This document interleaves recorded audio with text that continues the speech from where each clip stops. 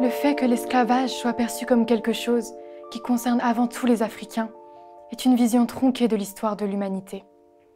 Sur le fil de l'histoire humaine, l'esclavage a concerné majoritairement des populations dites blanches. Le vocable « esclave » vient du mot slave. Puis on bascule vers un esclavage exclusivement africain, au point de créer un deuxième vocable, le mot « nègre », qui prétend signifier à la fois noir et esclave. Lorsque des hommes quittent les côtes anglaises ou françaises, ils sont normands, bretons, écossais, anglais. Sur les côtes africaines, il y a des Peuls, des Sosos, des Mandingues, des Soninké. Alors s'opère une incroyable transformation. Lorsque les Européens arrivent sur les côtes de la Caraïbe, ils deviennent des Blancs face à des Noirs. Les identités noires et blanches sont nées dans le contexte de la traite négrière transatlantique. Ces identités sont opposées.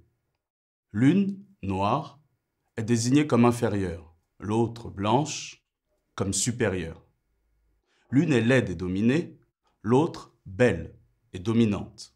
Dans cette opposition, les Noirs se retrouvent en bas de l'échelle sociale, politique et économique.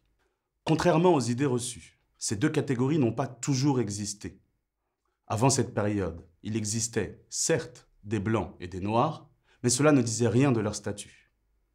Les Européens et les Africains avaient déjà été en relation, par exemple, lors de la période gréco-romaine.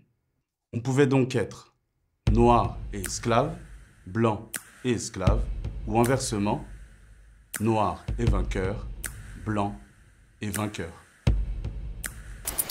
Il existe, dans ces sociétés esclavagistes, tout un lexique impressionnant pour définir la couleur de peau des uns et des autres, avec une échelle d'ancêtres noirs allant de 1,5 appelé mulâtre à 1,64 appelé sang mêlé à Saint-Domingue.